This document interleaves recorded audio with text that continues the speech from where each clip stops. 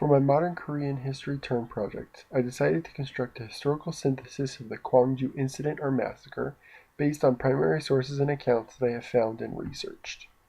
The project was approached with several questions, but it all really boiled down to what really happened at Gwangju in May of 1980. The main goal was to give my readers a closer view of the emotions of the people that were involved and witnessed the event, but also to try and tell the story from both the military perspective and protesters' sides of the conflict.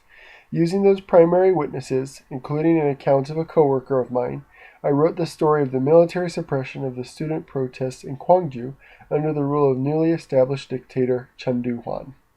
The Butcher of Gwangju, as he was later nicknamed, sent paratroopers to quell the demonstrations of university students protesting the martial law that had shut down their schools.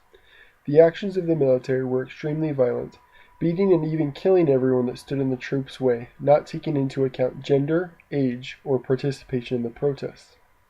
As word of these unhuman actions quickly spread around the city, the amount of people protesting grew into a full-scale, violent rebellion.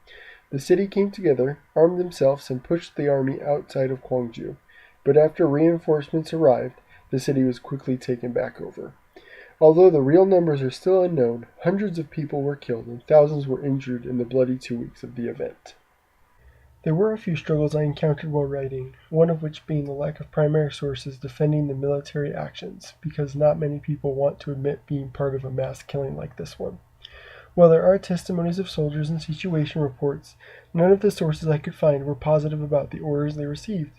Another interesting problem I grappled with, and eventually blended into my paper, was the unrealistic or unconscious positivity of one of my coworkers, whom I interviewed. She did not put the blame on any of the soldiers, as they were just following orders.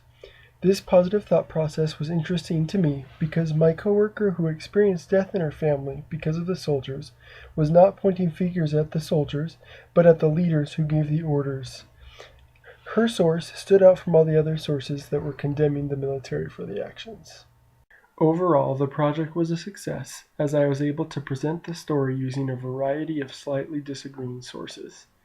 Hopefully anyone who reads my paper can have their heartstrings tugged at a little bit, realizing that this was a very dark day in Korean history that needs to be remembered, but it was one of the first important events that brought about true democracy into the government of South Korea.